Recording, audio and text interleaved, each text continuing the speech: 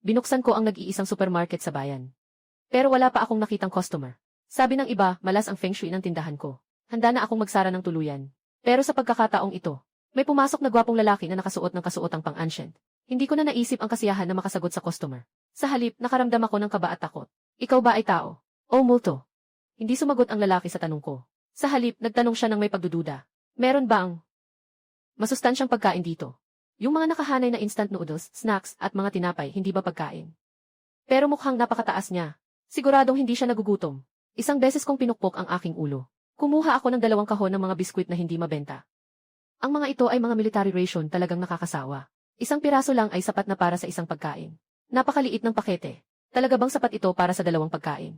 Patuloy niyang binubuksan ang packaging. Pero hindi pa rin mabuksan. Siguradong multo talaga ito. Hindi pa nga niya alam kung ano ang compressed biscuit. Pinakita ko ng mahinahon kung paano buksan, binigay ko sa kanya. 2 piraso niyan ay sapat na para sa isang pagkain mo. Ang bango nga. Matamis, malinamnam, malutong. Masarap din pala. Medyo nakakainis lang talaga. Uminom ka na nga. Si Luo Changfeng ay tinanggap ang malinaw na bagay na hindi niya pa nakita kailanman. Matapos mag-atubili ng sandali, diretsong binilugan niya ang takip gamit ang bibig. Nakita ko ang ginawa niya, sobrang gulat ako. Tapos na. Talagang hangal siya. Sayang ang mukha at ang katawan na ito. Ipinakita ko sa kanya kung paano buksan ang takip ng bote.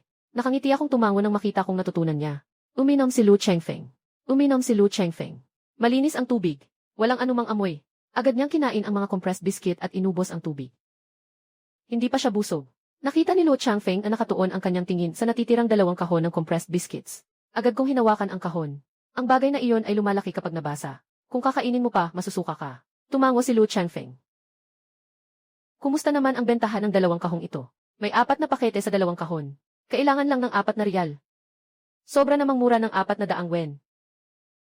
Hindi na kailangang magbigay ng sukli na 7. Kung maganda, babalik ulit siya next time. Pagkatapos magsalita, niyayakap ni Luo Changfeng ang 2 kahon at biglang umalis. Tinitigan ko ang peking pilak na barena sa harap ko. Nag-atubili ako ng 1 segundo, agad na tumakbo papunta sa kanya. Pero nang pumasok ang lalaki sa isang patay na daang, nawala na siya. Nasaan ang tao? Baka naman ito ay isang multo. Pagkatapos ay isinara ko ang tindahan. Dala ang pilak na ingot at pumunta sa pawn shop. Sa hindi inaasahang pagkakataon, totoo pala ang ingot. Agad na nag-alok ang may-ari ng pawn shop ng 7,000. Ang halaga ng 2 kahon ng compressed biscuits ay nasa 205 piso. Kaya't kita na higit sa 6,000. Sobrang kita talaga.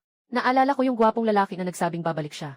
Diretso akong kumuha ng 20 kahon ng compressed biscuits at ilang kahon ng tubig. Samantala, si Luo Changfeng ay bumalik sa bayan sa gilid ng disyerto na may dalang biskwit. Nagtaka si Yu Si Zhu nang makita ang compressed biscuits sa harap niya. Ano ito? Suriin mo ito. May lason ba itong bagay na ito? Si Yu Si Zhu ay naguguluhan. Ngunit sumunod pa rin siya. Inamoy, tinikman at nagulat. General, walang lason, maaari itong kainin. Sobrang masarap. Saan ito galing? Mula nang umatake ang hukbo sa labas ng Yongzhou City. Napuno ng alikabok ang paligid, kulang sa tubig at pagkain. Hindi makasunod ang mga suplay. Hindi maangkin ang Yongzhou sa ngayon. Nasa mahirap na sitwasyon ang hukbo. Agad na nag-utos si Luo Changfeng. Ipaalam ito sa lahat. Ipag-utos sa bawat grupo na mangolekta ng salapi. Sumama ka sa akin sa song para bumili ng ganitong bagay. General, hindi pa namin nakita ang bagay na ito. Bukod dito. Bukod dito. Matagal nang nasira ang lugar na ito. Nagtakas na ang mga tao. Saan pa tayo makakahanap ng mga tindahan? Kapag may kakaibang nangyayari, ito ay masama. Mag-ingat ka, General. Mayroon ba kayong ibang paraan para makakuha ng pagkain at tubig? Nagsalita ang lahat ng tao. Sa kasalukuyang sitwasyon, kailangan nilang magtaya. Pumasok si Luo Changfeng kasama ang 30 tao na armado sa eskinita. Ngunit siya lamang ang nakapasok. Nagtititigan ang mga sundalo sa gitna ng mga guho. Nasaan na yung shop na sinabi mo? Hindi tama. Nasaan ang kanilang general? Nag-aalangan ang mga sundalo at handa ng kumilos. Ngunit nakita nilang si Luo Changfeng ay muling lumabas mula sa pintuan na iyon, nakanganga. Bakit hindi kayo pumasok? General, pumasok kami na. Sa loob ay puro mga guho lang, wala na kayo. Si Luo Changfeng ay muling sinubukan ito kasama ang iba at pareho ang resulta. Mayroon siyang bahagyang ideya. Maaaring siya lamang ang nakakakita nito. Muli siyang pumasok. Pumunta ako para mamili. Ipinagkaloob niya ang mga pilak at barya sa ibabaw ng counter. Ilan ang mga ito? Gaano karaming mga pancake at tubig ang mabibili ko? Tumingin ako sa mga pira-pirasong pilak, mga ingot ng pilak, at mga barya sa ibabaw ng counter. Nakaakit si Guang sa 2 ingot ng pilak. Mas malaki ang 2 ingot na ito kumpara sa huli. Dagdag pa ang mga pira-pirasong pilak at mga barya.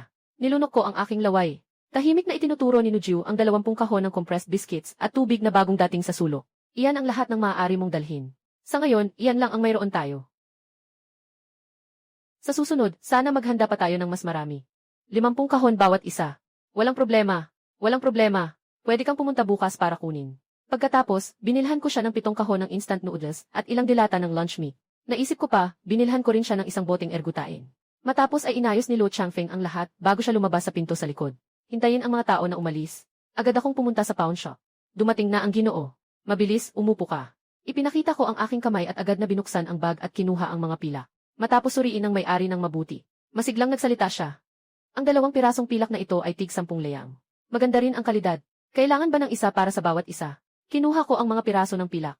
Nagtapon ako ng 3 barya. At pakita mo sa akin ulit ang 3 baryang ito. Habang tinitingnan ng boss ang mga barya, napakunot ang kanyang noo. Kakaiba. Hindi ko pa kailanman nakita ang disenyo ng 3 baryang ito. Pero ang 3 kopong na ito ay makintab ang ibabaw. Tingnan mo, hindi naman mukhang peke. Miss, isa. Hindi ko masyadong mawari itong bagay na ito. Pwede bang ganito? Tatanggapin ko ang 2 pilak na ito. At ang 3 kopong na ito. Magpapakuha ako ng larawan at ipapakita ito sa guro ko. Kung may balita ako, sasabihin ko sa'yo ulit. Tumango ako. Bitbit ang 2,000 yuan, umalis sa pawn shop. Bumalik sa bahay. Nagsimula akong magbilang ng kita at mag-ayos ng paninda. Ngayon, kumita ako ng mahigit 2,000 yuan. Hindi pa kasama ang mga natirang pira at tanso. Napakalaki ng kita. Bukas gusto kong bumili pa ng mas maraming compressed biscuits. Pagkatapos kong magising kinagabihan, natapos ko ng mag-ayos ng mga paninda. Pagkatapos noon, pumasok si Luo Changfeng. Nang makita niya ang mga compressed biscuits at mineral water sa tabi ng pintuan, tumingin siya sa akin ng matagal, nakatitig. Nakahanda na ba lahat? Sapat na ba ang ganito kalaki? Hindi siya nagmamadaling bayaran. Ngunit naglibot lang. Ano ang pinakasiksik na pagkain dito? Ano ang pinakabusog? Ito. Madaling dalhin at nakabubusog. Ito ay mga rasyon ng militar. Gamit ito ng mga sundalo sa mga mabilisang paglalakbay sa labas. Gaano pa ang maaari mong ihanda nito? Kahit gaano karami, mayroon ka. Nagpakita ng pagdududa si Luo Changfeng. Kung ganoon, gusto ko ng 5,000 kahon ng compressed cake at 5,000 kahon ng tubig. Talaga namang matapang ang taong ito. 1,000 kahon agad ang binanggit. Ito na ba ang sinasabi nilang walang katapusang mga kwento? Kumakain din ba ang mga multo ng pagkain? Hindi ba kumakain ng insenso ang mga multo? Inaasahan ni Luo Changfeng na hindi ako maniniwala. Itinaas niya ang isang sako. Dito ay may 100 liang na ginto bilang paunang bayad. Kung sakaling magtagumpay, kukunin ko ang kalakal. At bibigyan kita ng 20 liang na ginto. Ako'y sabik na humawak upang kunin ito. Hapong nagdudikit ang kamay nila nang hindi sinasadya. Yung matapang at mainit na haplos ay hindi multo. Di ko mapigilang magsalita, puno ng gulat. Ikaw ba ay tao? Akala mo ba hindi ako tao? Yung pinto ko sa likod ay isang patay na daan. Sa loob, hindi pwedeng makalusot ang tao. Nakita ni Luo Changfeng ang ekspresyon ko na parang nakakita ng multo. Lahat ay nanahimik. Sa tingin ko, kailangan nating pag-usapan ito ng tapat. CJ, matapos ang pag-uusap, nagulat ako. Sabi mo, ikaw ay general ng Daliang. Nabigo sa pag-atake sa Yongzhou. Ngayon ay nasa labas ng Yongzhou City. Isang lugar na tinatawag na Xima Town. Nawala ng supply ang 10,000 sundalo ninyo. Kulang na sa tubig at pagkain. At pagkatapos ay aksidente mong natagpuan ang pintuang ito. Pumasok ka sa aking tindahan. Ngayon gusto mong dumaan sa aking tindahan. Para bumili ng sapat na pagkain at tubig. Para sa iyong mga sundalo. Nakita ni Luo Changfeng na natapos ko na ang aking tanong. Kaya't nagsimula na siya. Sinasabi mo, na ang mga tao sa inyong bayan ay nakasuot ng ganitong damit. At mayroon kayong 14 na bilyong tao. Kayo ba ay palaging nakakakain ng sapat at nakadamit ng maayos? Nakatira sa ganitong mga bahay? Hindi ba kayo nagtatalo sa inyong bansa? Parang sisi na tumutango, patuloy akong tumango. Matapos ang tanong, ang natira kay Luo Changfeng ay inggit. Sobrang saya nyo. Ngunit pagkatapos, tiningnan ako ni Luo Changfeng mula ulo hanggang paa. Dahil kaya mong magsuot ng damit. Bakit ka?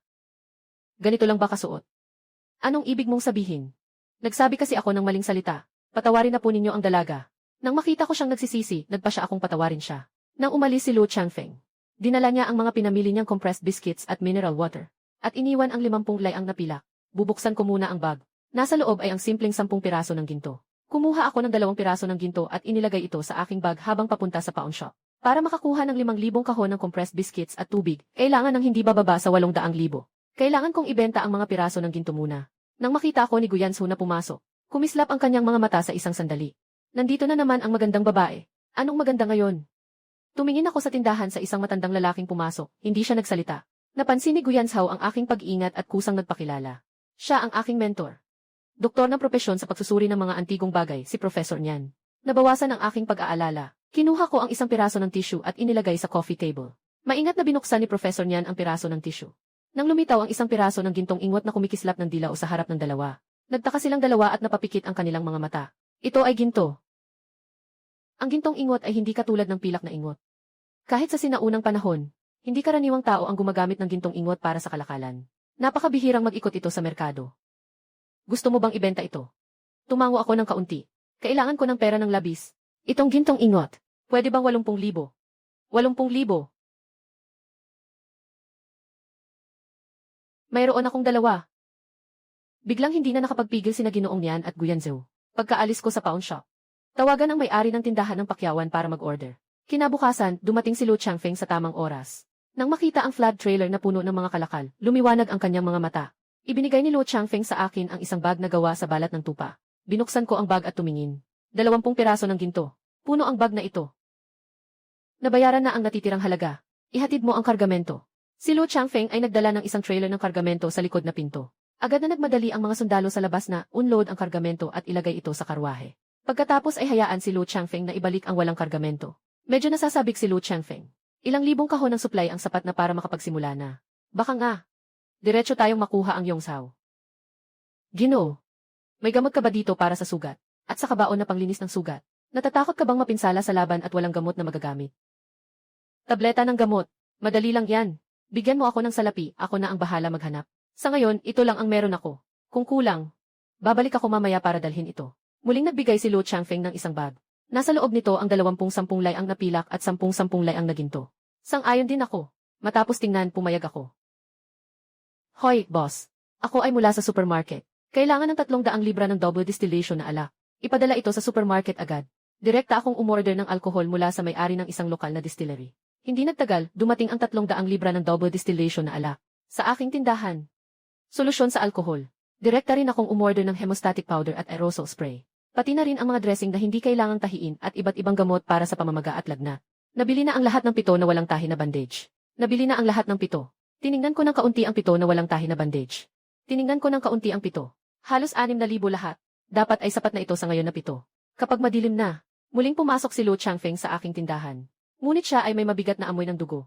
May mga madilim na pulang mansa sa kanyang baluti. Ngunit parang sinadyang linisin ang kanyang mukha. Ngunit magulo ang kanyang buhok. Bigla akong kinabahan. Nagsimula na ba ang laban? Ito ang gamot na binili ko para sa iyo. Maaaring iba ito sa gamot na ginagamit ninyo. Nakikilala mo ba ang mga salita sa itaas? Nahulaan kong hindi mo ito alam. Hindi ko rin alam isulat ang mga salita ninyo. Babasahin ko ito sa iyo. Pwede bang isulat mo ito at idikit sa itaas para magamit mo? Salamat.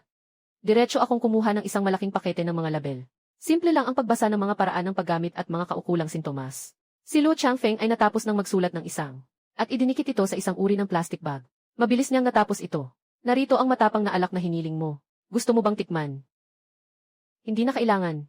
Kailangan pang umatake sa lungsod mamaya. Bawal ang pag-inom ng alak. CJ, kunin mo na lahat. Kung maganda ang resulta, babalik ako sa'yo. Walang problema. Kailangan mo lang sundin ang mga instruksyon sa taas. Siguradong epektibo ito. Yung 60,000 pesos na produkto. Nabili ang 8 gintong baro. Kung bawat gintong baro ay 80,000, mayroon na tayong 8 milyong. Sobrang yaman talaga. Bukas babalik pa ako. Paalam. Sa gabi, nananaginip ako ng masaya bago matulog. Habang hindi ko alam, si Lu Changfeng ay nagdadala ng kanyang mga sundalo sa gabi para atakihin ang lungsod ng Yongzhou. Halos mapaalis si Lu Changfeng ngayong gabi sa kampo. Hindi pinapayagang manguna sa labanan. Dahil sa napakagandang gamot na dinala niya ngayon. Maraming nasugatan sa unang salakay ng mga sundalo sa araw. Nakinig si Liu Zhu sa pagpapakilala ni Lu Changfeng. Matapos linisin ang kanyang mga kamay. Nagsuot siya ng malambot at patag na sterile gloves upang linisin ang mga sugat ng lahat. Para sa mga sugat na hindi malalim, ginamitan ng pangsuklay na may matinding alak upang punasan ang sugat.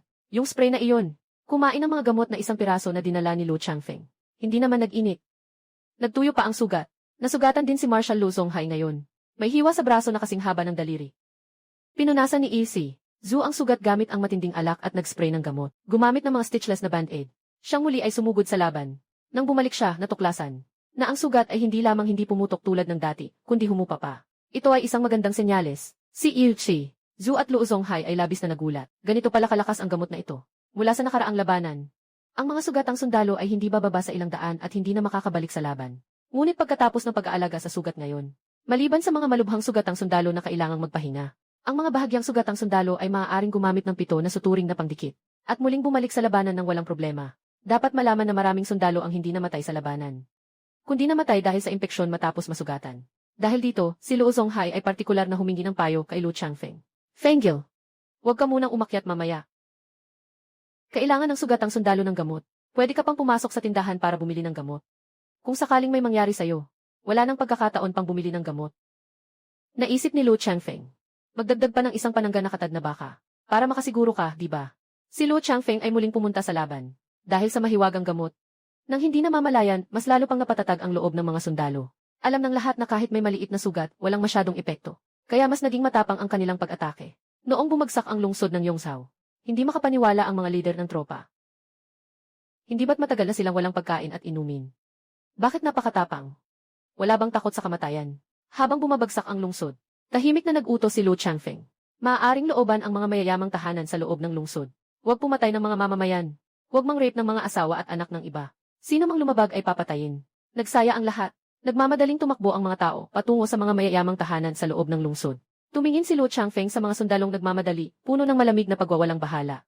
Kailangan ng mga sundalong nakaharang sa labas ng lungsod at gutom na ng ilang araw na ilabas ang kanilang galit. Bumalik si Lu Changfeng sa Ximataon. Ilan ang bilang ng mga sugatang sundalo? At gaano karaming gamot ang kinakailangan? Kailangan ito ng 1,000. Hindi. Mas marami, mas maganda. At ito pa. Ito pa.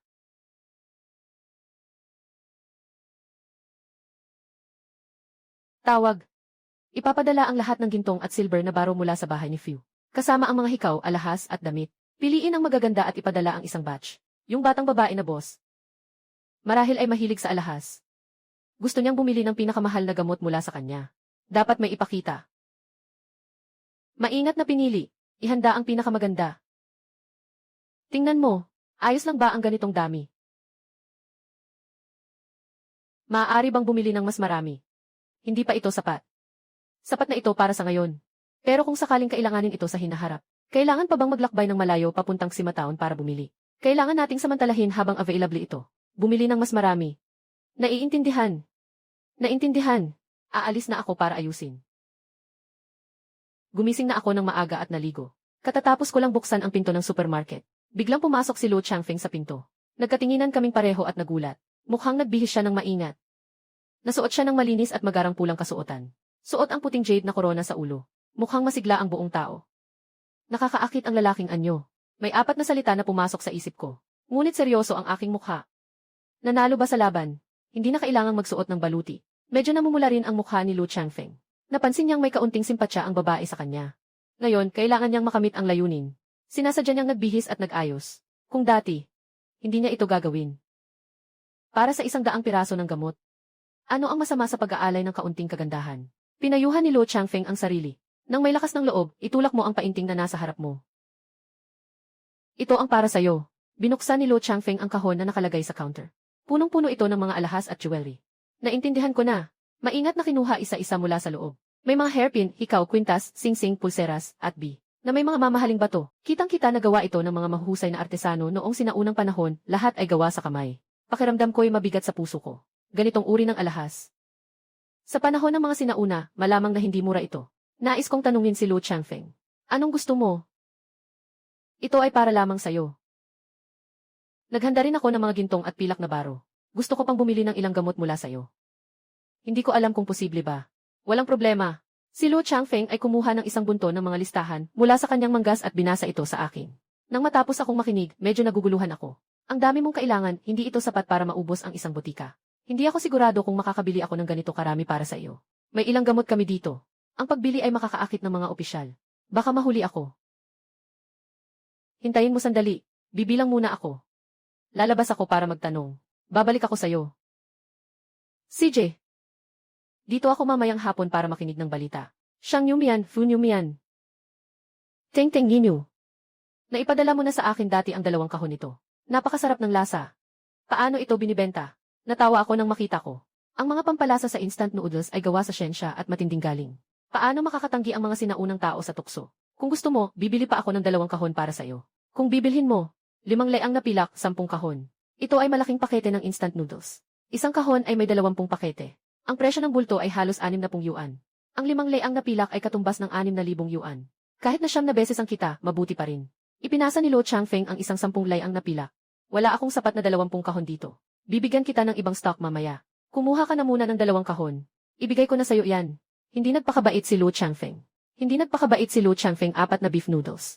Hawak ang 2 kahon ng instant noodles. Aalis na 100% beef noodles. Binigyan ko rin siya ng 2 malaking pakete ng starch sausage. Pagkatapos mong buksan ang packaging, isali mo ang longganisa sa instant noodles, mas masarap. Ngumiti si Lo Changfeng habang tinitingnan ang longganisa na gawa sa starch. Nakatutok ang tingin niya sa ilalim ng shelf na may second bottle ng baijiu. Yung matapang na alak na binigay mo noong nakaraan. Sabi ng mga sundalo ang lasa ay maganda. Pero sinabi ni Ilse, Zhu na itatabi niya ang alak para panglinis ng sugat ng mga sundalo, hindi para inumin. Nananalo ang mga sundalo sa laban. Gusto kong uminom para magdiwang. Maaari mo bang ibenta sa akin ang ilang inumin? CJ.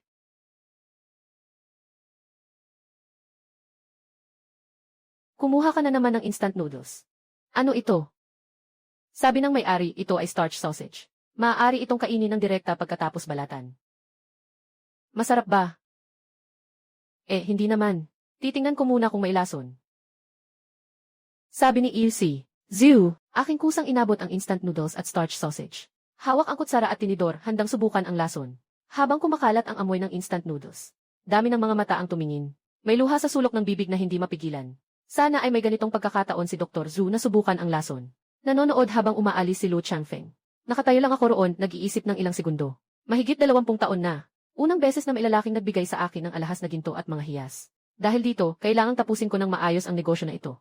Diretso na ako sa malaking butika. Hanapin ko si Boss Fu Dachu ang sa loob. Sila at ang mga magulang ko ay magiging magkaibigan. Tio Fu, may konting bagay akong gustong sabihin sa iyo.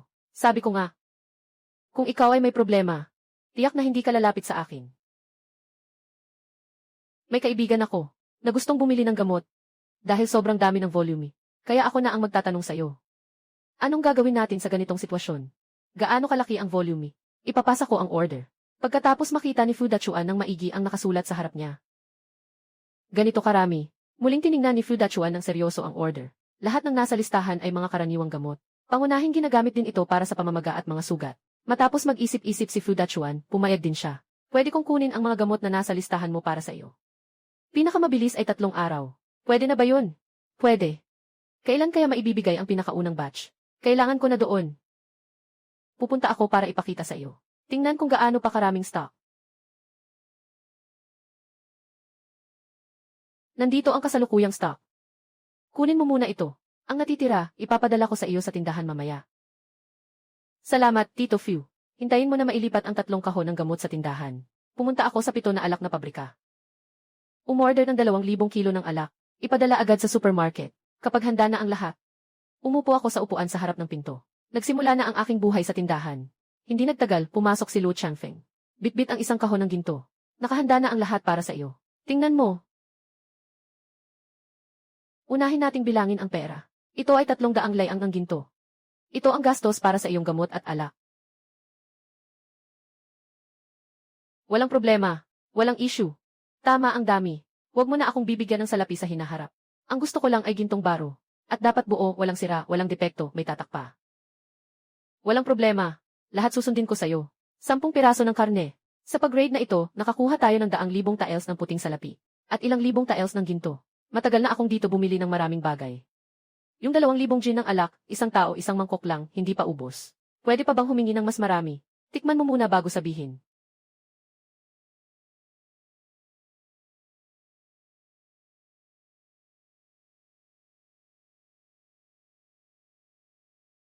Ganito kalakas ang alak. Hindi pa rin sapat ang isang mangkok bawat isa. Sapat na, sapat na. Akala ko hindi ganito kalakas ang alak na ito. Kung uminom ng sobra, madali itong magdulot ng problema. Alak. Kanluran. Kunin niyo muna ang mga supply. May kailangan pa akong pag-usapan sa may-ari. Darating ako agad. Matagal lang narinig ng mga sundalo na sa misteryosong tindahan.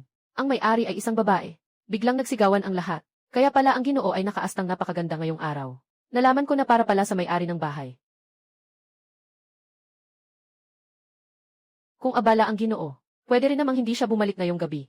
Habang tumatawa ang mga tauhan, tumakbo silang may dalang baril. Nakangiti si Longfeng habang tumatawa. Bumaling siya at pumasok sa maliit kong tindahan. Lo Changfeng ay nagbigay sa akin ng isang bag ng gintong mga bar. Binuksan ko ito at tiningnan. Muling 30 gintong bar ito. Mahigit 2 milyon ang halaga. Kailangan pang 3 araw para maihanda ang mga gamot. Kaya mo bang makarating doon sa oras? Biglang nakaramdam si Lu Changfeng ng kalungkutan sa loob. Di maiwasan niyang magpaliwanag ng kusa. Hindi ito para gamitin ngayon, kundi para sa hinaharap. Sa kalaunan, aalis ang mga sundalo. Pag nangyari yun, hindi na magiging madali ang makapunta sa tindahan mo. Ikaw lang ang pwedeng makapasok dito. Kahit saan ka man naroroon, makakapasok ka pa rin. Ang kailangan mo lang gawin ay umumuni-muni sa puso mo ang kamangha-manghang maliit na tindahan. Makikita mo ang pintuan ng universal na tindahan. Napatitig si Lu Changfeng sa akin nang nakabibingi. Talaga, agad na lumabas si Lu Changfeng para subukan ito. Totoo ngang makakapasok. Kakagaling ko lang pumasok sa isang malawak na lugar.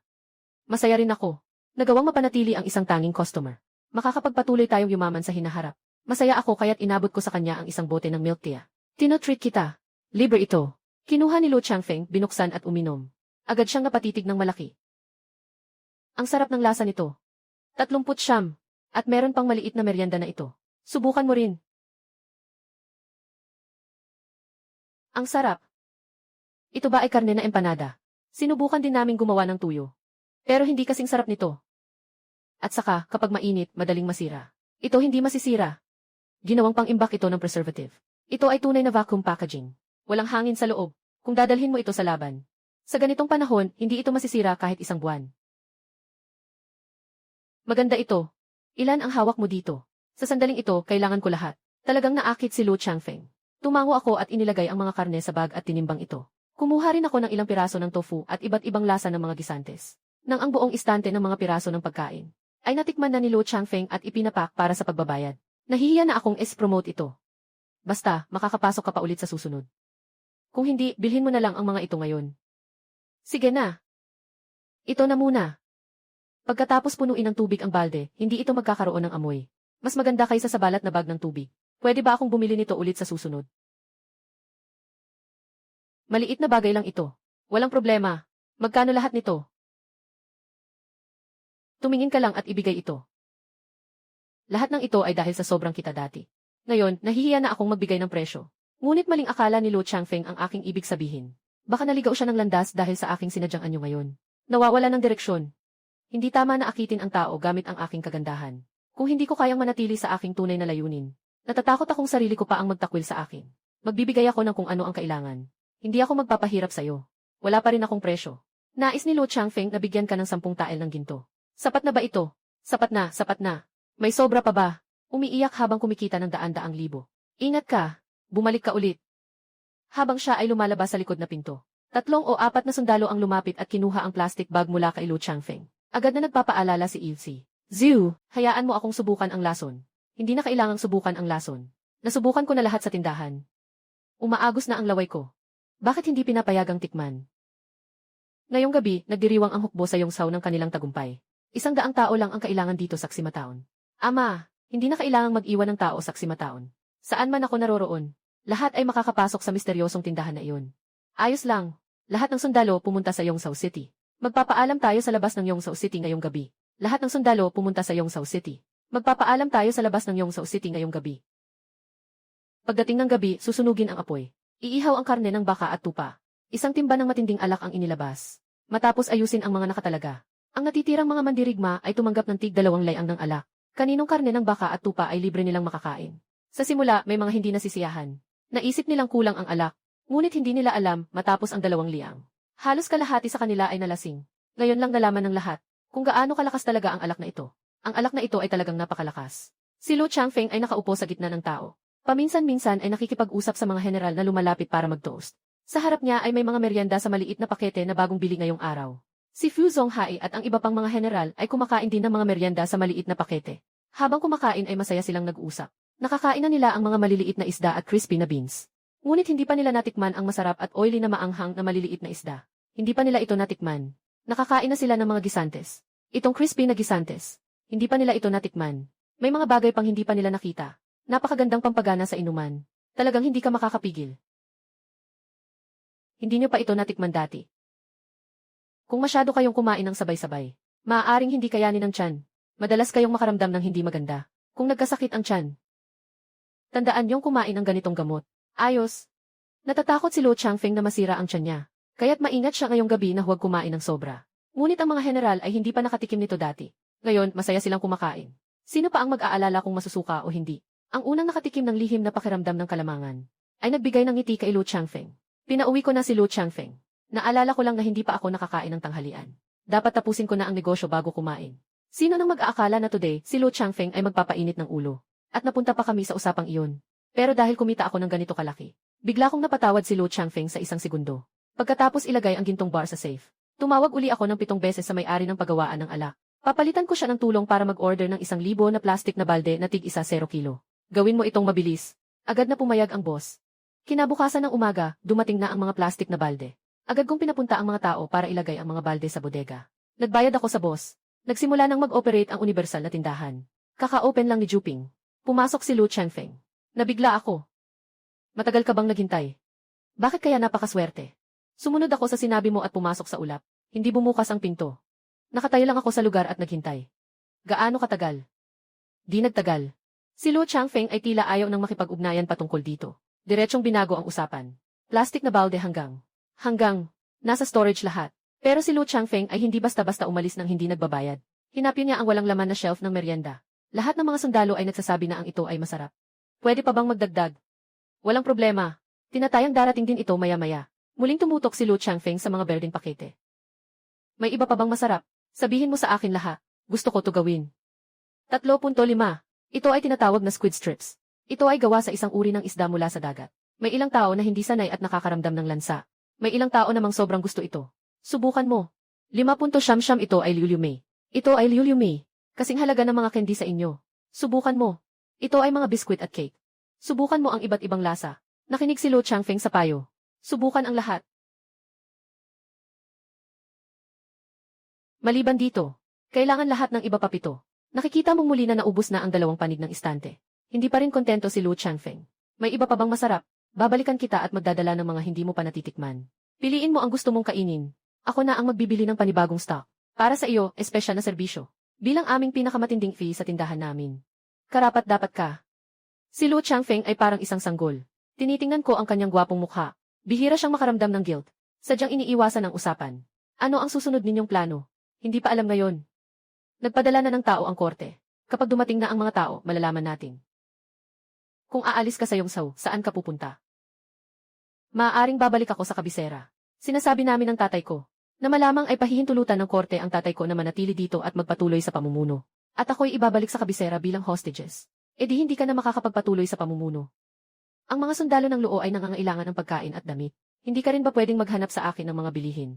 Kaya sabi ng tatay ko, habang nandito pa ako, sana ay bumili ka ng marami para maiiwan sa Luo Family Army. Biglang naging mas masigla ako. Anong pangangailangan pa ng Luo Family Army? Sabihin mo lang. Sandali lang. Dinala niya ang isang kahon gamit ang maliit na trailer. Binuksan ang kahon. Sa loob ay isang buong kahon ng mga gintong ingot. Itinuro ni Lu Changfeng ang mga gintong ingot sa loob ng kahon. Narito ang 5,000 tael ng ginto. Tingnan mo kung gaano karaming bagay ang mabibili nito. Ihanda mo na lahat para sa akin. Sa mundong ito, kailangan na. Mas mabuti kung mas mabilis. Hintayin ang mga tao ng korte. Kailangang isuko ang mga ginto sa korte. Wala nang natira sa hukbo ng Luo. Mas mabuti pang ibigay ito sa kanya. Kahit papaano, makakakuha tayo ng ilang bagay mula sa kanya. Nagtaka ako. Kahit na ihalo ito at ibenta sa bawat gramo. Maaari itong ibenta ng 100 milyon. Kung ayon sa isang pirasong ginto na 800,000. Ito ay talagang napakamahal na transaksyon. Damit, pagkain, tirahan at transportasyon. Ano ang pinakakulang ng inyong hukbo ng Luo? Damit at sapatos. Malaking kawali para sa pag-init ng tubig. Kung makakakuha tayo ng compressed cake. Maghanda ka pa ng kaunti. Hindi ito kumukuha ng espasyo. At hindi madaling masira. Kung mag-iimbak tayo ng kaunti, makatutulong ito sa oras ng pangangailangan. Kung hindi naman mahirap, pakiusap, maghanda ka pa ng ilang gamot. Ang pinakamainam ay ang mga hindi madaling masira. Tumango ako. Diretso akong kumuha ng papel. Naghahanap sa cellphone ng presyo sa online store. Nagsimula kaming magplano ni Lu Changfeng. Mga damit at sapatos. Maghanap sa online shopping platform ng nag-iisang tindahan ng militar na damit at sapatos sa parehong probinsya. Mag-order ng 10,000 set sa halagang 70 bawat isa. Ipapadala sa bahay. Sapatos, 20 yuan bawat peres. 10,000 peres, ipapadala sa bahay. Kung pagsasamahin ang iba-ibang bagay, kailangan ng hindi bababa sa 200,000. Kung isasama ang compressed biscuits at gamot, kailangan pa ng karagdagang 100,000. Hindi sapat ang pera ko. Kailangan kong palitan ang ginto na ibinigay mo para makakuha ng pera. Kaya makapagpatuloy sa pagkuha ng mga produkto. Napipilitang magmadali. Kung hindi, mauna ka na. Pupunta ako para magpalit ng pera at maghanda ng stock. Kakausap lang ni Lo Changfeng sa akin habang nagsusulat at nagdodrawing. Sinasabi niya ng paulit-ulit. Parang iniisip niyang napakaastig ko. Hindi makapaniwala ang lahat. Agad na tumayo si Lo Changfeng. Sige, magpapaalam na ako. Kinuha ni Lo Changfeng ang mga bagay at handa nang umalis. Bago lumabas, nagtanong siya. Magkano ang mga balde na ito? Wala nang bayad. Sapat na ang mga gintong ito para sa lahat ng iyong order at may sobra pa. Tumingin si Lo Changfeng ng malalim kay Pito. Lumiko siya. Ang dalagang ito ay may kakaibang pananamit, ngunit hindi masama ang kanyang intensyon. Malamang na makakakuha siya ng mas maraming pera. Ngunit siya mismo ang nagpasya na isuko ito. Ngunit malinaw na mahalaga rin sa kanya ang pera. Ang isang marangal na tao ay nagmamahal sa kayamanan. Dapat itong makuha sa tamang paraan. Siya ay isang mapagkakatiwalaang tao. Nang umalis si Lo Changfeng, isinara ko ang likurang pinto. Naghahanda na ilagay ang sobrang gintong ingot sa vault sa itaas. Ngunit nang umakyat ako, lumabas ang nakakatawang sitwasyon. Hindi ka siya ang maraming gintong ingot sa vault. Masakit ang ngipin ko. Ngayon, marami na tayong pera na walang mapaglagyan. Diretso akong umalis papuntang pawn shop. Nagbenta ako ng 40 tael na ginto. Diretso akong nakakuha ng 320,000 piso. Nakuha ko na ang aking layunin. Naghahanda na akong umalis. Mga damit at sapatos, compressed biscuit. Hindi agad darating sa araw na iyon.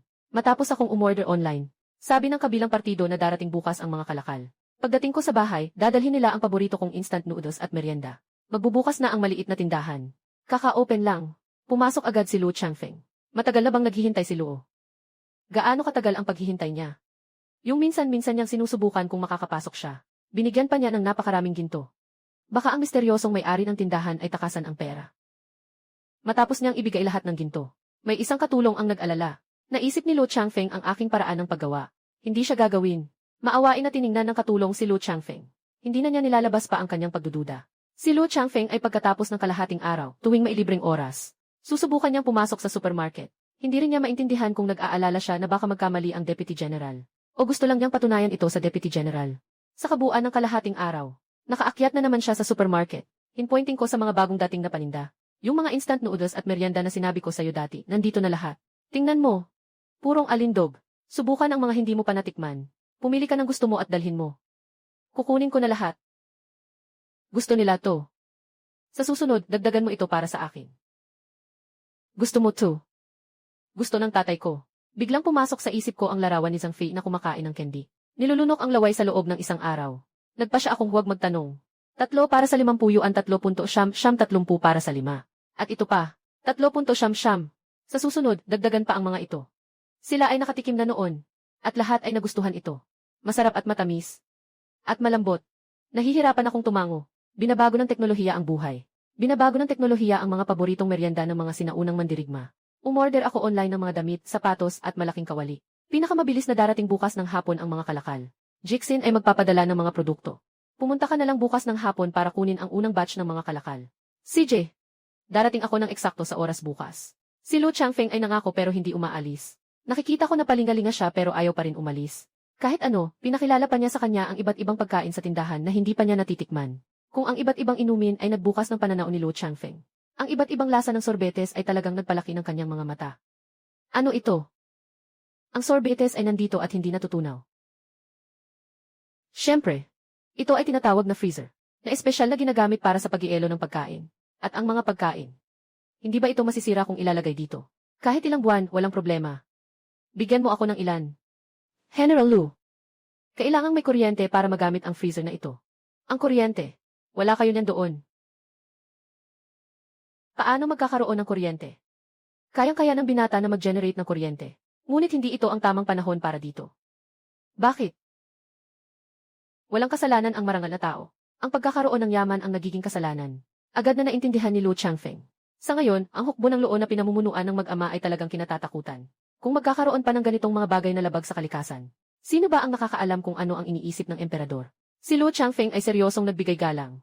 Ang dalaga ay nag-aral ng maingat at kumpleto. Ako'y natamaan. Para rin ito sa akin. Kung sakaling may mangyari sa'yo, sino ang kikita ng pera ko? Ngumiti si Lo Changfeng sa sinabi ko. Ganoon ka ba talaga kaprangka sa pagsasalita? Sinasabi kong prangka ako. Ikaw ang kauna-unahang nagsabi.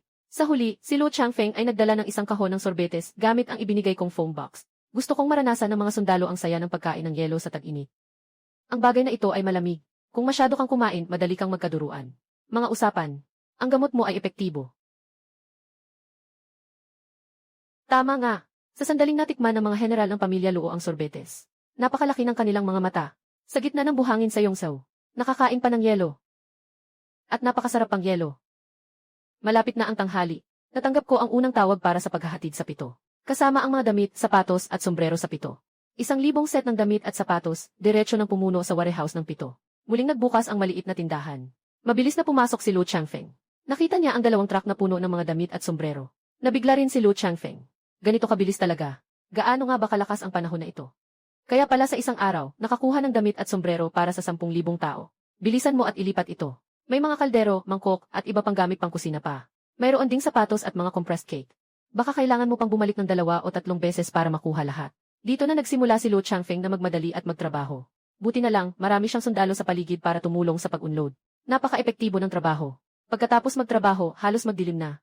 Si Lu Changfeng ay pawis na pawis. Ayoko na rin kumilos. Nang makita ko si Lu Changfeng na pagod, bigla kong naisip ang isang bagay. Baka imbitahan kitang kumain. Nabigla si Lu Changfeng. Dito, makakakain ka pa. Ano nang mahirap doon? Sige, siguradong busog ka. Diretso akong nag-init ng 2 kahon ng self-heating rice. Fish-flavored shredded pork rice. Beef and bamboo shoot rice. Twice-cooked pork rice. Taiwanese braised pork rice. Inaasahan kong malaki ang tiyan ni Lu Changfeng. Diretso na lang tayong gumawa ng 74 na bahagi. Yuksang Neisi, diretso na lang tayong gumawa ng 74 na bahagi ng gorofan. Nakatitig si Lu Changfeng habang ibinubuhos ko ang malamig na tubig direkta sa kahon. At itinapon ko ang isang maliit na pakete sa loob. Ipinatong ang malamig na pagkain sa ibabaw at tinakpan ito. Hindi nagtagal, may mainit na singaw na lumabas mula roon. Pagkalipas ng kaunting sandali, inilabas ko ang kahon. Isang mainit, mabangong pagkain ang nasa loob. Tikman mo na. Kamakailan lang niluto. Masaya kong itinulak ang isa sa mga ito palayo. Si Lu Changfeng ay nag-aalangan at kinuha ang chopstick para tikman ang isang kagat. Si Lu Changfeng ay nag-aalangan at kinuha. Si Lu Changfeng ay nag-aalangan at kinuha ang chopstick at tinikman ito. Sa susunod na segundo, lumaki ang mga mata ni Lu Changfeng. Tumingin siya sa akin. Hindi na niya napigilan. Isinubsob niya ang sarili sa pagkain at nilinis ang isang bahagi. Nang matapos siyang kumain, tumingin siya pataas. Doon lang niya napansin na ang bahagi ko ay tinikman lamang ng 2 o 3 kutsara. Itinuro ko ang 2 bahagi. Para sa iyo ang mga iyon. Walang pakundangan si Lu Changfeng. Parang hangin na humahampas sa ulap, nilinis niya ang 2 bahagi ng pagkain. Ang 2 tao na kumain na. Nakatayo sa maliit na bangkito at nag-uusap. Bakit ito umiinit kapag nilagyan ng malamig na tubig? Nakita mo na ba ang eksena ng apog na ibinuhos sa tubig? Naiintindihan. Naiintindihan na. Bakit ang kanin ay natutunaw ng mabilis? Ito ay luto na talaga. Ito ay na-dehydrate lang dati. Ngayon ay pinainit muli. Mabilis itong uminit. Nakikita ko na ang ulam na ito ay hindi tuyo. Bakit ganito ang pagkakaayos? Gaano katagal ito maitatago sa ganitong paraan? Ito ay isang tunay na vacuum packaging. Walang hangin sa loob. Maaaring may preservatives pa. Ano ang preservatives? Patuloy ang tanong ni Lu Changfeng. Sinasagot ko ng buong puso. Kung hindi ko alam, maghahanap ako sa internet. Pagkatapos, saka ako makakarealize. Higit na 9:00 na ng gabi. Tinitigan ko si Lu Changfeng. Gabi na talaga. Baka umuwi ka na muna. May kailangan ka pa ba? Babalik na lang bukas. CJ. Nalimutan ko nang itanong lahat. Nakalimutan ko na ang oras. Sige, aalis na ako. Sinasabi na aalis na. Ngunit ang mga mata ay nagmamasid. Malinaw na ayaw pang umalis. Nakita ang mga istante na muling puno. Muling pinili ni Lu Changfeng na iwanan ito. Kasama ang mga self-heating na kanin. Ipinak ang lahat ng bagay at umalis na. Magkano ang mga bagay na ito? Hindi na kailangan. Sobra na ang ibinigay mo kanina. Sapat na. Sapat na ito. Kung sakaling kulang pa. Sabihin mo lang sa akin anumang oras. Ayokong malugi ka. Ngumiti ako. Itong negosyo na puno ng tiwala sa isa't isa. Sobrang nakaka-excite talaga. At saka sobrang gwapo pa ng customer. Nakakatuwang pakinggan habang nagsasalita silang magkasama. Pagdating ng 2 araw, buong maghapon, hindi ko na nakita si Lu Changfeng. Hanggang gabi, pumasok si Lu Changfeng ng palihim at palihim. Ngayon, suot niya ay isang gray na maikling kasuotan. Anong klaseng itsura to ngayon? Matyagang lumabas ako mula sa kampo. Dumating ang espesyal na kinatawan ng korte. Hindi ko pwedeng malaman niya ang aking presensya. Kaya nagbihis ako na ganito. Ang espesyal na kinatawan ay dumating sa lungsod ng Yongzhou upang magbigay ng utos. Nilalaman ng utos, nakatakdang 7. Nakatakdang 7. Babalik ako sa kabisera bukas ng umaga. Nasa Yongzhou City ang tatay ko. Tama nga ang hinala ko. Babalik sa kabisera bilang hostage. Kahit makapasok ako sa iyong tindahan sa hinaharap, wala akong paraan para maghatid ng bagay sa puwersa ng Luo. Natatakot akong makatagpo ng panganib ang hukbo ng pamilya Luo sa hinaharap, at wala ako sa tabi nila. Gusto ko sanang magtanong sa dalaga. Kung mayroong anuman na makakatulong sa hukbo ng pamilya Luo na mabibili. Sa pagmamadali ko, paano ko maisip ang iba pa? Tumingin ako sa paligid, at bigla akong napatingin sa hagdang bato sa sulok. Parang mayroong isang fire escape na gawa sa aluminum alloy. Ang bagay na iyon ay maaaring itaas ng mataas. Marahil maaari itong gamitin bilang hagdang pang-atake. Sandali, lalabas ako. Bumalik ka pagkatapos ng 1 oras. Kung kinakailangan, dadalhin ko ito sa iyo sa magdamag. Una, naghahanap ako sa mapa ng mga kumpanya ng kagamitan sa sunog sa paligid. Pagkatapos, tinawagan ko ang numero na iniwan nila. Hindi nagtagal ay nakahanap ako ng tindahan na nagbebenta ng hagdang pangsunog. Agad akong nagmaneho papunta roon. Bumili ako ng fire escape. Bumili rin ako ng mga pang-akyat na kawit. Mga kagamitan sa pag-akyat na nakatali sa paa. Maliit na payong na ginagamit ng mga mangingisda at iba pang bagay. Magaan ito at matibay. Magagamit ito sa pag-atake sa lungsod. Pader na may pang-akyat na may grip. Bakit ang haba nito pero magaan pa rin? Matalino ang disenyo ng kuko na ito. Pero napakataas ng lakas at tigas nito. Ang magaan at praktikal na ito. Makakatulong upang maiwasan ang sobrang init at ulan sa mga sundalo. Makakaiwas din sila sa sakit. Sa mga bagay na ito. Maaaring makopya ito ng mga panday para sa kanilang mga armas. Sa hinaharap, hindi na ito mahirap gamitin ng maramihan. Giliw. May utang na loob ang pamilya Luo sa iyo. Walang anuman. Pareho tayong nakikinabang. Sa hinaharap kung kailangan mo, gagawin ko ang aking makakaya. Dalhin mo na ang mga pagkain na ito. Hayaan ding matikman ng mga sundalo. Salamat sa iyong pagiging bukas palad, Ginoo. Kailangan ko rin ang tulong mo. Kailangan ko ng iba't ibang porselana at jade. Madali lang ba yan sa inyo? Walang problema. Kukunin ko ang pinakamaganda mula sa mga napanalunan ko para sa iyo. Bukas ng umaga, dadalhin ko ito. Buksan mo ang pinto at maghintay. Kinabukasan ng umaga, binuksan ko ang likod. Si Luo Changfeng ay talagang pumasok ng mabilis. Ipinatong niya ang 2 porselanang sisidlan sa counter. Mula sa mga napanalunan sa pagkakataong ito. Ang pinakamaganda ang estilo. Walang anumang sira. Habang sinasabi ito, lumabas ulit si Luo Changfeng. Sa harap ko, puno na ng iba't ibang bote at garapon. Ang nakakagulat ay, may ilang piraso pa ng tela at ilang damit. Yung mga damit ay bago. Yung mga gamit ay maituturing na magaganda sa kabisera. Yung 1 piraso ay tela ng sutla. Tingnan mo kung magagamit mo. At ito pa, sa loob ng kahon ay 1 kahon ng jade na alahas. Tumingin ako sa iba't ibang jade na palamuti sa kahon. At sa mga tela na kasing manipis ng pakpak ng kulisap at mga damit na may magagandang borda. Pinigilan ko ang aking pagkabigla at tumango. Salamat sa iyo. Bakit mo ako pinasasalamatan? Hindi ko ito ibibigay sa iyo. Bukas, dadalhin ng espesyal na sugo ang lahat sa kabisera. May mga botelya at garapon na hindi pinapansin ng mga pinuno. Sa huli, baka itatapon na lang sa kampo para sa atsarang gulay. Pero kung magagamit mo naman, syempre, ikaw ang mauuna. Nagsimula nang magpaalam si Luo Changfeng sa akin. Dahil kailangan niyang magmadali kasama ang pinuno ng imperyo. Sa susunod na 10 araw na lakad, hindi ako pwedeng basta-basta mawala ng walang paalam. Sa ika-7 araw na sana, naghahanda na ako magsara. Bigla kong narinig ang electronic na tunog ng maligayang pagdating. Napatitig ako sa taas ng nagulat. Ngunit nakita ko ang mukha na malapit sa akin. At si Luo Changfeng ang pumasok. Parang lasing si Luo Changfeng, medyo namumula ang pisngi, nakangiti. Napapadilat ang mata ko at umatras ako ng bahagya. Bakit ka nandito sa ganitong oras? Papunta na ba tayo sa Beijing? Hindi pa kami nakarating sa Beijing. Sa susunod na araw pa kami makarating. Ngayon, inimbitahan kami ng lokal na gobernador. Lahat sila lasing na. Nagpanggap akong lasing at pumasok sa bakuran. Sa oras na iyon, nakita ni Luo Changfeng ang mga tira sa 7 pinggan. Hindi ka pa kumakain.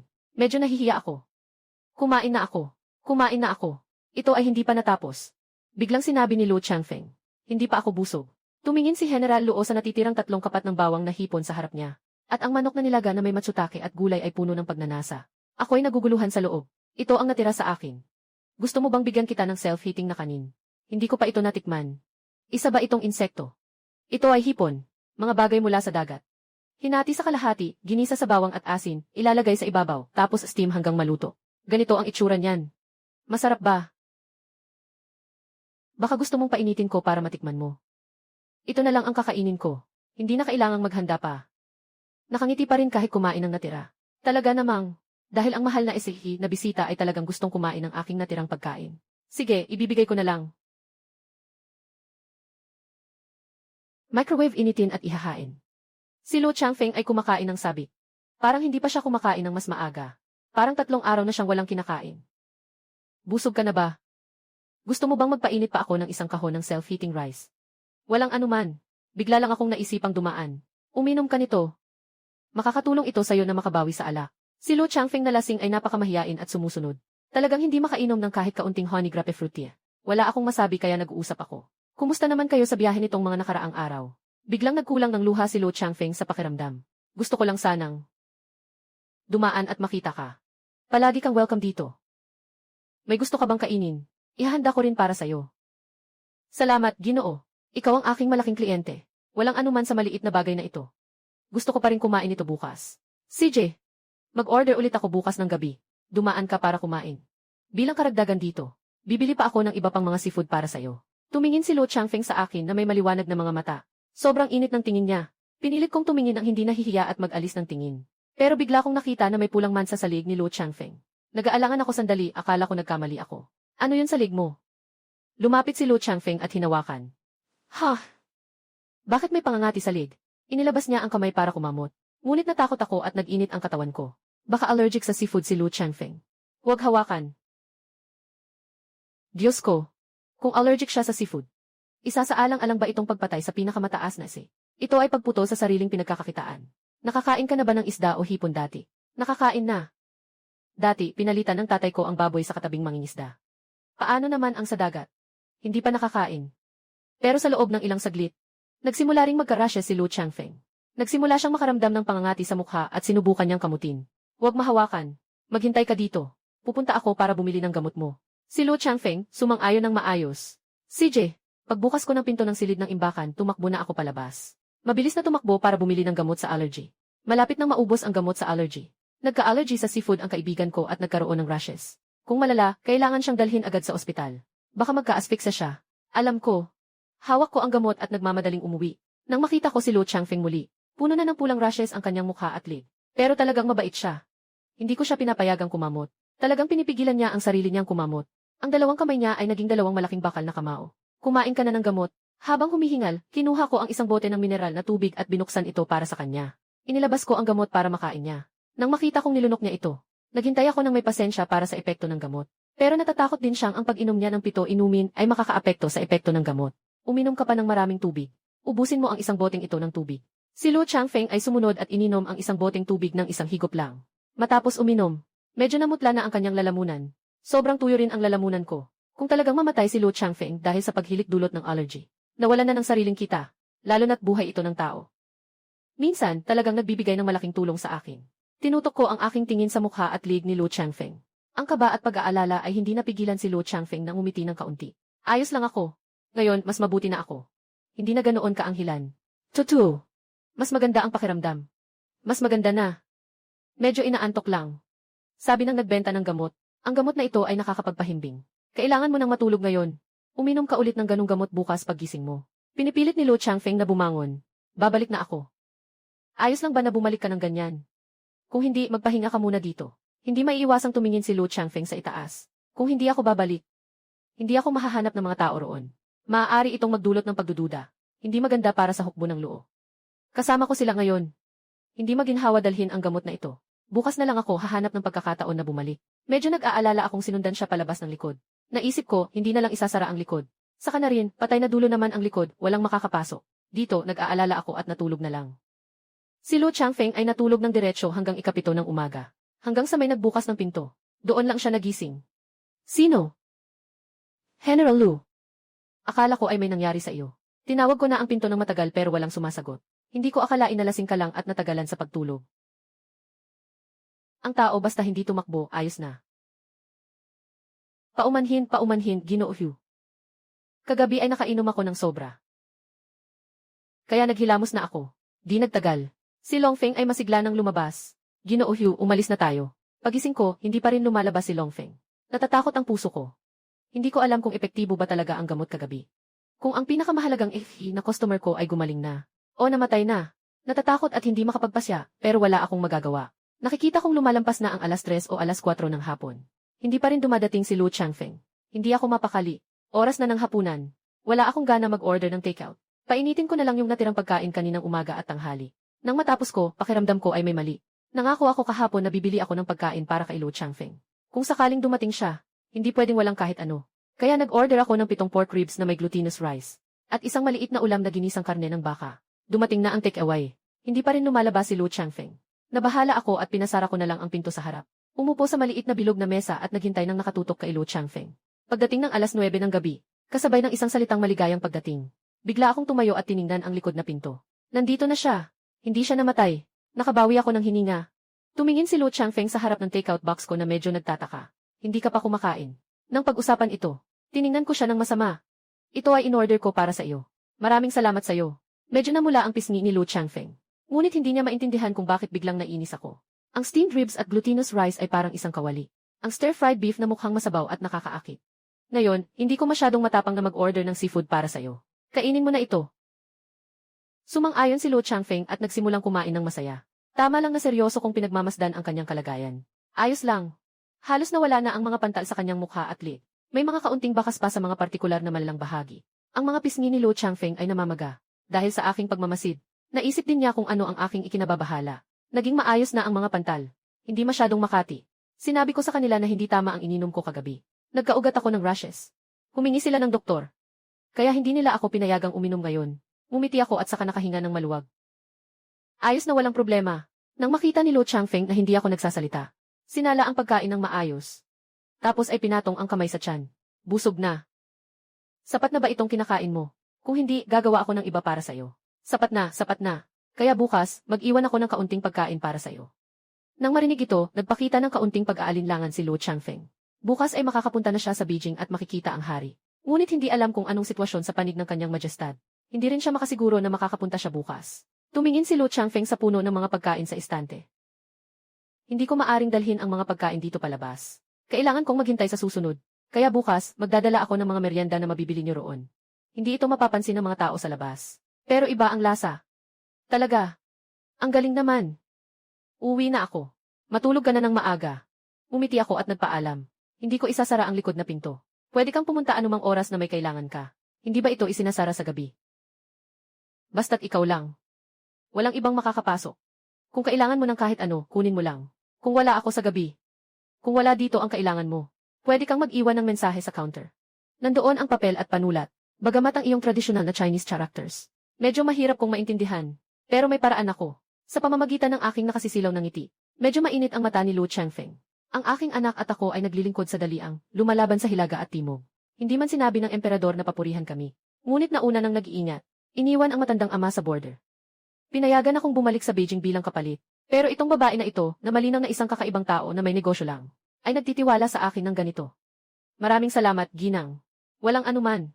Ito ang nararapat kong gawin. Nakasiguro na ligtas si Luo Changfeng. Wala na akong iniisip na alalahanin, nakatulog ako ng mahimbing.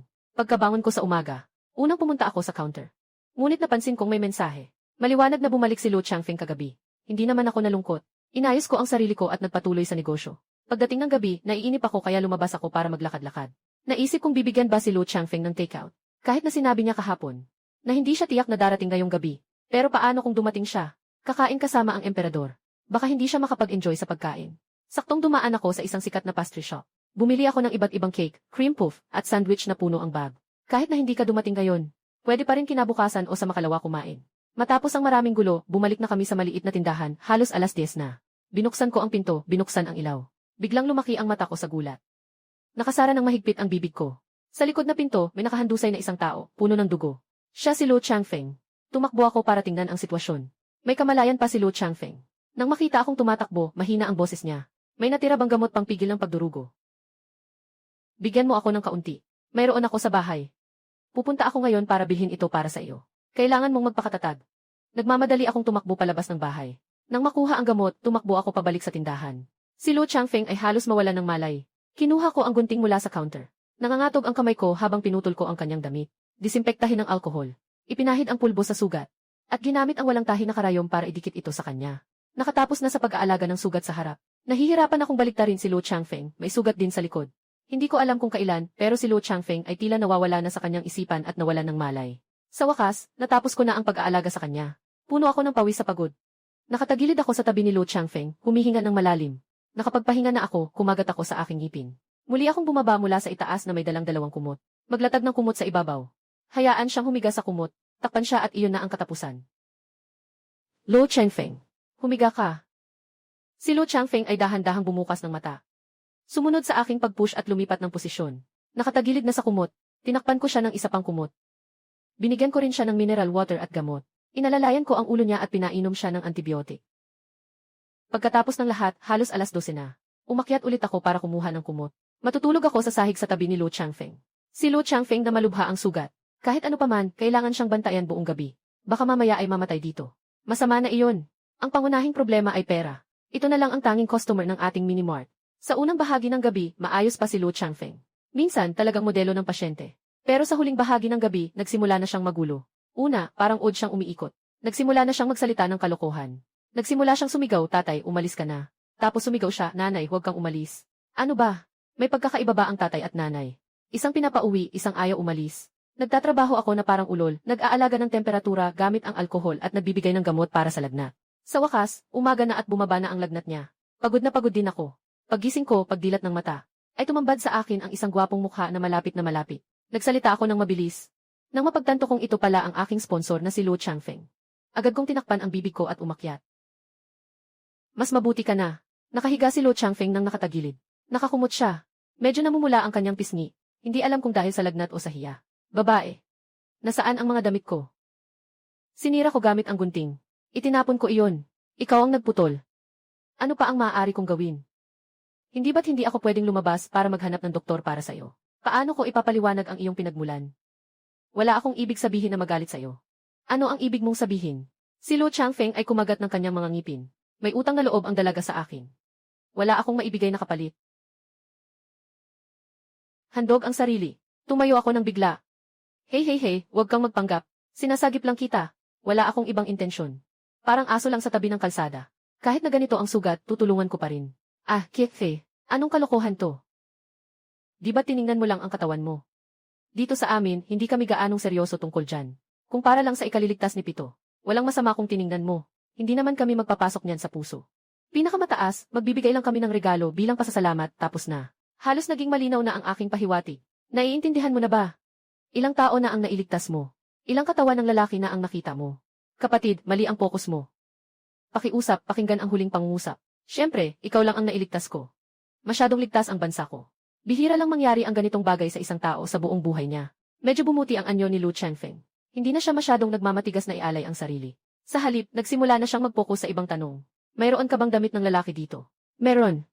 Sandali lang. Kukunin ko lang. Una, kumuha ako ng isang kahon ng mga panlalaking underwear mula sa istante at inabot ito sa kanya. Dapat ay kaya mong isuot ito. Ano ito? Mga shorts. Ito ang suot dito. Si Luo Changfeng ay mukhang nalilito pa rin. Nagsusulat ako dito. Ito ang suot dito. Namumula si Luo Changfeng. Abala akong ipasok ito sa kumot at magbihis. Naiilang din ako. Magbihis ka muna. Hahanapan kita ng pang-itaas at pantalon. Noong nakaraang taon, pumanaw ang tatay. Karamihan sa mga damit ay sinunog na. Isang set na lang ang natira bilang alaala. Pakyat ako sa itaas para kunin at ibigay kay Luo Changfeng. Maikli na si Luo Changfeng. Ang pangit. Mas mataas ka pa kaysa sa tatay ko. Sandali lang. Pupuntahan ko na bumili. Maayos na tumango si Luo Changfeng at tinakpan ang kumot. Mura lang ang mga maikling kamiseta at malalaking shorts sa tag-init. Dalawa na ang suot mo, ilang daang piso lang lahat. Naisip ko, bumili ako ng mga gulay at karne. Mas mabuti pang huwag nang lumabas sa mga araw na ito. Mas mahalaga ang pag-aalaga sa ating sponsor kaysa sa lahat. Ito ang bagong damit na binili ko para sa iyo. Subukan mong suotin kung bagay sa iyo. Dagdagan mo pa ito. Mas madali kang makakalakad. Dito ka magpalit ng damit. Pupunta ako sa kusina para magluto. Sumagot si Luo Changfeng ng maayos. Sinamahan akong maglakad patungo sa kusina para magluto. Marami nang kinakain si Luo Changfeng. Diretso akong nagluto ng 7 malaking kaldero ng kanin. Nagluto ako ng stir-fried bean sprouts at pork blood soup. Nang ilabas ko ang mga pagkain, nakasalampak na si Luo Changfeng sa tabi ng mesa. Tiningnan ko ang maayos niyang mga susi at pinayuhan. May sugat ka pa sa katawan. Mamaya papalitan pa ng gamot. Magpantalon ka na lang. Pwede naman hindi magsuot ng damit. Luo Changfeng tumingin sa sarili niyang damit. Kapag nagpapalit ng gamot, aalis na ako. Sige na. Ikaw ang may kontrol sa iyong katawan. Inanyayahan ko siyang kumain. Nang makita ko ang kanyang maputlang mga labi at mabagat na pagdampi sa pagkain, napabuntong hininga ako. Kailangan mo pang magpahinga ng ilang panahon dahil sa iyong mga sugat. Hindi ba't sinabi mo na pupunta ka sa palasyo para makaharap ang hari? Paano ka nasugatan ng ganito?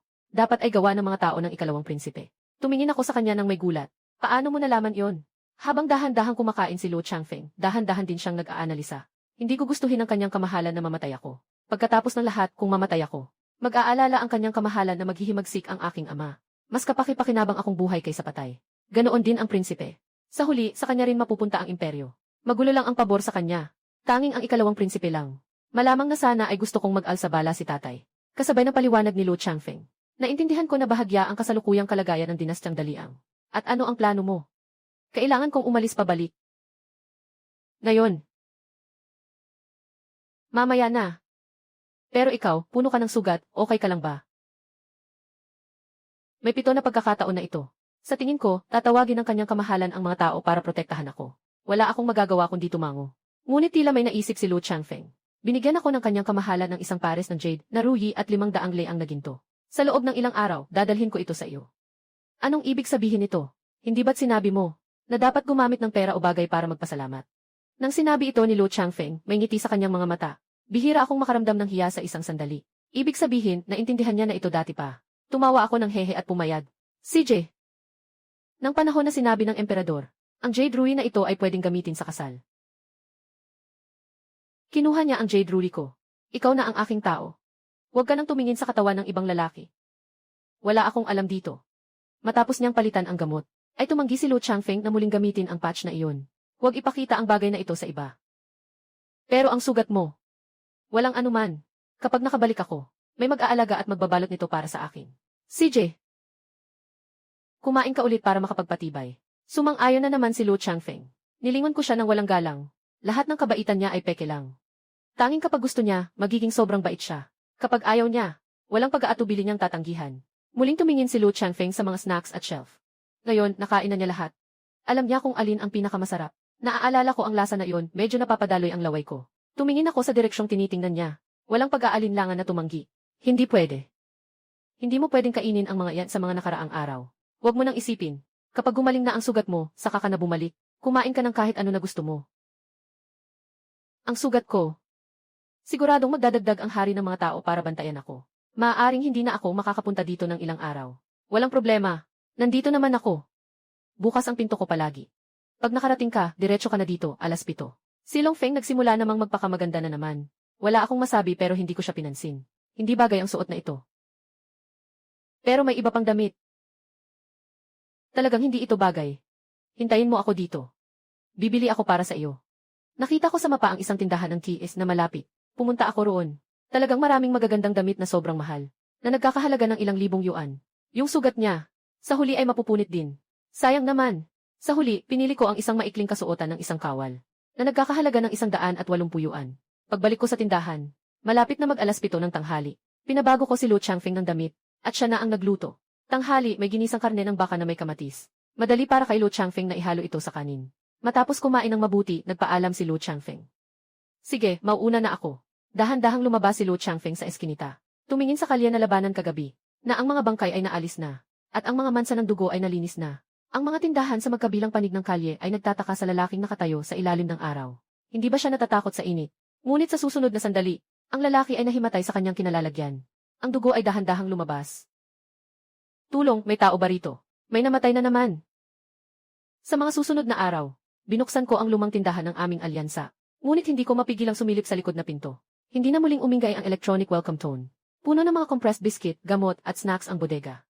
Lahat ito ay inihanda ko para sa kanya. Ngunit ang taong kukuha ng mga kalakal ay nawala na. Sinubukan ko pang bigkasin sa likod ng pinto ang lahat ng bagay ay mabibili. Nais kong makita kung makakapasok ako sa kanyang mundo. Ngunit bukod sa pagkabangga sa pader, wala akong nakuha. Sa ika-7 gabi, naghahanda na akong isara ang pinto. Biglang narinig ko ang pamilyar na electronic na tunog. Bigla akong tumingala. Nakatayo si Lu Changfeng sa likod na pinto. Tinitingnan niya ako, nakangiti ang mga mata, parang dati. Pumunta ako para kunin ang gamot na pampawala ng pamamaga. At saka, gusto kong matikman ang luto mo. Alam mo pa ba kung paano magluto? Akala ko patay ka na sa labas. Sino ang hihingan ko ng aking gintong ingot? Nagmumura sa bibig, pero naglalakad na patungo sa kusina. Ang ulam ay spare ribs lamang. Kung gusto, kumain ka. Gusto ko. Lahat ng gawa mo, gusto ko. Noong gabing iyon, nalaman ko lamang ang sinapit niya. Matapos akong mawala ng malay noong araw na iyon, ako'y dinala pabalik sa tahanan ng punong marshal. Nagalit ang emperador. Nagpadala ng mga doktor para gamutin ako. At nagdagdag pa ng mga gwardya para protektahan ako. Sa katunayan, mas pinahirap lamang nito ang aking sitwasyon. Hindi nagtagumpay ang pang-umog sa ikalawang prinsipe. Sinasabi na ang pag-atake ay isang palabas ng mga tao ng pamilya Luo. Kaya't naniniwala ang kanyang kamahalan. Naniniwala ang kanyang kamahalan. May mga paghahanda na ang tatay ko. Ipinakita ng tatay ko ang ebidensya ng pagpatay na isinagawa ng mga tao ng ikalawang prinsipe. Bagaman hindi siya pinarusahan ng kanyang kamahalan, siya ay nagkaroon ng pagdududa sa kanya. Sa halip, ang aking sitwasyon ay pansamantalang naging ligtas. Kahit na pinoprotektahan ni Haring-Hari ang hukbo ng Luo, alam niya rin na hindi maaaring mapalayo ang hangganan ng daliang mula sa aking ama. Binigyan ako ni Haring-Hari ng titulong prinsipe na walang gawain. Hindi kailangang pumasok sa palasyo o sa kampo militar. Mukhang walang ginagawa, pero sa totoo lang, pinipigil nila ako sa loob ng kabisera. Binilihan ka ni Haring-Hari ng titulo. Maaari ka pa bang manguna ng hukbo sa hinaharap? Kung makapaghawak ka pa ng hukbo o hindi, hindi na mahalaga. Basta makapunta lang siya dito. Sapat na iyon. Mula noon, si Luo Changfeng ay naging regular na bisita sa aking tindahan tuwing gabi. Nagtatago siyang lumalabas sa gitna ng gabi upang makaiwas sa mga mata ng mga sundalo. Minsan, dumadaan siya para kumuha ng gamot. Minsan, dumadaan siya para kumain ng niluto ko. Minsan, nakaupo lang sa harap ng counter, pinapanood akong magbilang ng pera. Nakikinig sa mga kwento ko tungkol sa modernong buhay. Magdadala siya sa akin ng mga bagay mula sa malayo. Pampaganda mula sa Beijing tulad ng rouge at powder. Seda mula sa Jiangnan. Mga porcelain mula sa opisyal na pabrika. At mga wild game na personal niyang nakuha sa mga ngaso. Ganito ang naging araw niya sa loob ng kalahating taon. Nagbago ang sitwasyon sa dambanang. Ang prinsipe, may balak na mag-alsa, nakipagtulungan sa mga dayuhang kaaway. Nais na samantalahin ang panahon habang si Luo Zonghai ay nasa border, naglalaban. Para maglunsad ng kudeta sa palasyo sa kabisera. Pagkarinig ni Luo Changfeng ng balita, agad siyang pumunta sa tindahan sa gabi. Nakikita ko siyang nakasuot ng uniforme, seryoso ang mukha.